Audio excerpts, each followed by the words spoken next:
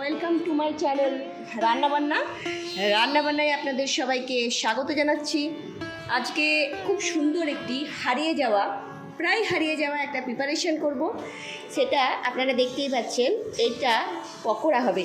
এটা হচ্ছে দিস্তা মান কচু বা আড়াই কচু বা দুধ মান কচু, এর যে ডাঁটিগুলো এইগুলো আমরা ছোটো ছোটো করে কেটে নিয়েছি। এগুলোর বড়া বানানো হবে। কিভাবে বানাবো, মুখরোচক, এটা শুধু শুধুও খেতে পারেন বা গরম ভাতে খেতে পারেন। কিভাবে বানাবো সেটা একটু দেখুন। প্রথমে আমরা এগুলোর যে খোসা বা ছাল বলুন, এটা ছাড়িয়ে নেবো। কীভাবে ছাড়াচ্ছি সেটি দেখুন।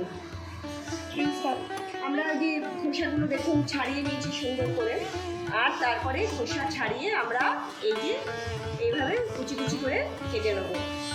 এইভাবে কুচি কুচি করে খুব রাফলি আপনি কুচি করবেন, এইভাবে আমরা কুচি করে নেবো আর এইভাবে ছাড়িয়ে নেবো। এরপরে আমরা কি করি দেখুন। আমরা কচুর ডাঁটাগুলো এইভাবে সুন্দর করে আমরা কেটে নিয়েছি। এরপরে আমরা কি করব, এটাকে আমরা ধুয়ে নেব। এটাকে একটু ভালো করে ধুয়ে নেব।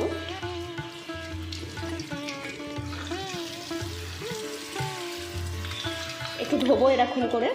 এরপরে ভালো করে ধুয়ে নিলাম। এরপরে কি করব দেখুন। এরপরে একটু এর মধ্যে আমরা একটু নুন দেব। এটা এখানেই থাক। এর মধ্যে আমরা একটু নুন দেবো। এরপরে আমরা একটু নুন দিয়ে দেবো। নুন আমরা খুব বেশি দিচ্ছি না, একটু দিয়ে দিচ্ছি। আপনারা যে নুন বা লবণ খান সেটা দেবেন। এখানে আমরা সন্দক লবণ দিয়েছি। এবারে এটাকে আমরা একটু চটকে নেবো, অর্থাৎ এর মধ্যে থেকে কিন্তু জল বেরোবে দেখবেন। এটা একটুখানি মাখিয়ে নেবো, নুন মাখিয়ে আমরা ভালো করে একটু নুন মাখিয়ে নিলাম। দিয়ে এইভাবেই আমরা কিন্তু এটা ছেড়ে দেবো, কেননা এখান থেকে জল বেরোবে। ঠিক আছে, এইভাবে আমরা রেখে দেবো। আমরা এটাকে ভালো করে নুন দিয়ে রেখে দিয়েছিলাম, জল দিয়ে ধুয়ে নুন দিয়ে রেখেছিলাম। এবারে আমরা একটুখানি করে কী করবো, জলগুলো ঝরিয়ে এখানে রেখে দেবো। জলগুলো ঝরিয়ে নিয়ে করব এইভাবে। রসগুলো আমরা যে জলটা আছে সেটা জলটা ঝরিয়ে নিয়েছি। চিপকে এটা মুঠো করে চিপকে আমরা এটা করে নিয়েছি। এর মধ্যে আমরা কি কি দিচ্ছি এবারে দেখুন। আমরা একটু ময়দা দিচ্ছি এর মধ্যে ময়দা দিচ্ছি। আপনারা চাইলে বেসন দিয়েও করতে পারেন। ময়দা দিচ্ছি, যতটা পরিমাণ সেই অনুযায়ী একটু দেবেন, একটু মাখতে হবে। আপনারা তো সবাই জানেন কীভাবে বড়া বানাতে হয়। 2 মুঠো আমরা ময়দা দিলাম। এরপরে আমরা চালের গুঁড়ো দিচ্ছি। আমরা 1 মুঠো চালের গুঁড়ো দিলাম, আর 1 মুঠো আমরা চালের গুঁড়ো দিলাম। এরপরে আমরা কি দিচ্ছি একটু দেখুন। এর মধ্যে মিক্স করছি আমরা। একটু লঙ্কার গুঁড়ো দিচ্ছি, শুকনো লঙ্কার গুঁড়ো দিচ্ছি। আপনারা কাঁচা লঙ্কাও ইচ্ছা মতন দিতে পারেন। এরপরে আমরা একটু নুন দিচ্ছি স্বাদ মতন। আমরা 1 চামচ নুন দিলাম। দেখতেই পাচ্ছেন চামচটা কত বড়, খুব বেশি দিচ্ছি না অ্যামাউন্টটা। আপনারা যেমন নুন খান সেই অনুযায়ী দেবেন। একটু আমরা হলুদের গুঁড়ো দেবো। প্রথমে 1 চামচ আমরা দিয়ে নিলাম, তারপরে 1/2 চামচ দিলাম।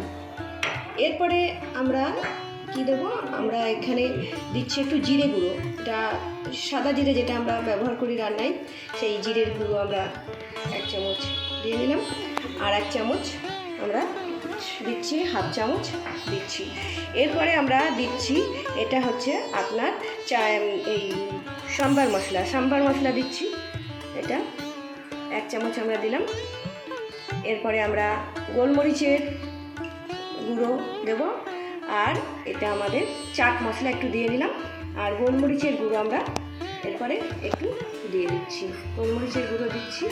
গোলমরিচ যদি আমরা রান্নায় ব্যবহার করি তাহলে স্বাদ খুব সুন্দর হয়, আর শারীরিকভাবেও আমরা খুব পুষ্টি পেতে পারি। সেই জন্য আমরা এটা ব্যবহার করি। একটু চিনি দিয়ে দিচ্ছি।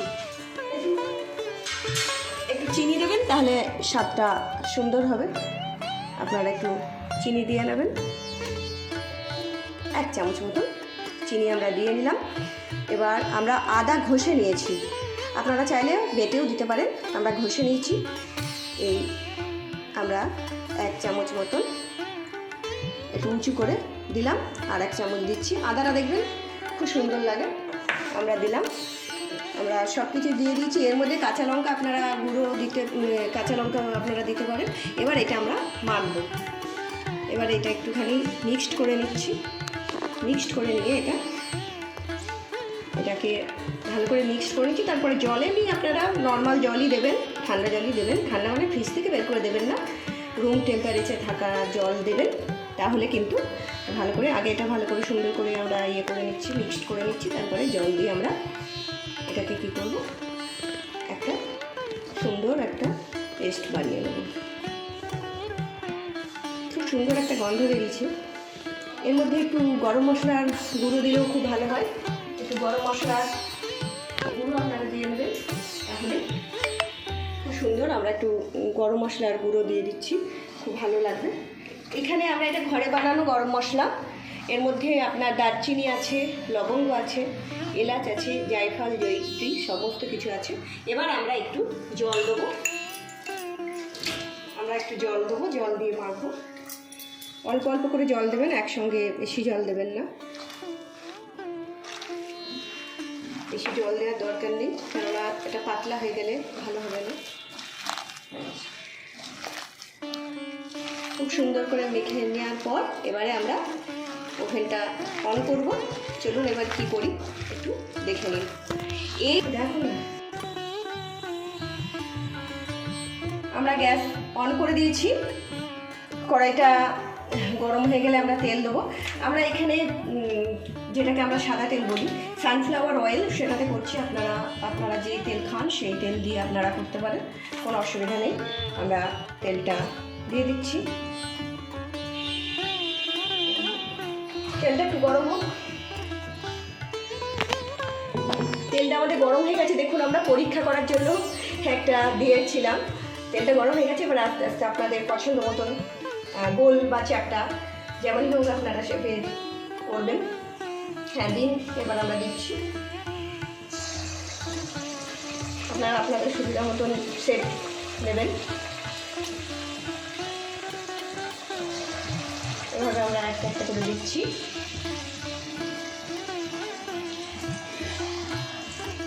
বেশ কড়া করেই ভাজবো আমরা।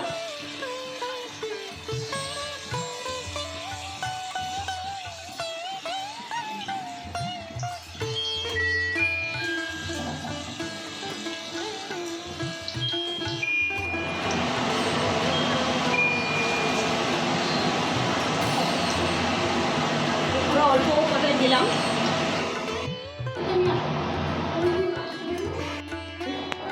একদম খুব সুন্দর হয়েছে।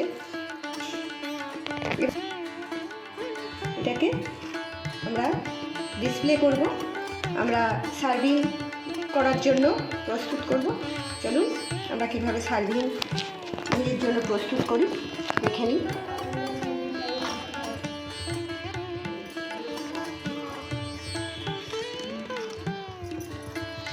আমরা এখানে একটু সস দিচ্ছি, টমেটো সস, এবং আমরা এখানে মেয়োনিজ দিয়ে দেবো একটু।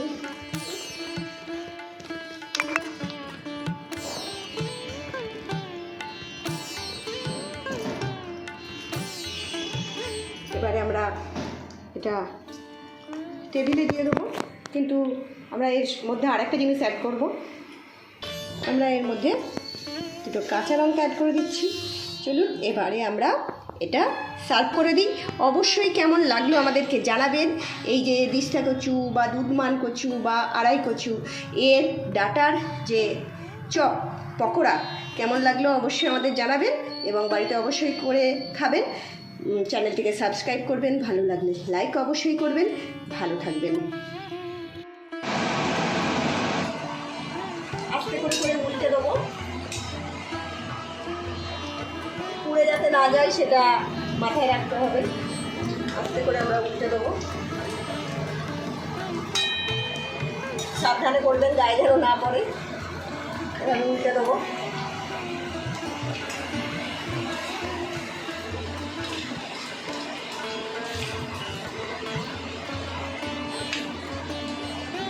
করতে চারদিকটা সুন্দর করে উল্টে দেওয়ার চেষ্টা করতে হবে।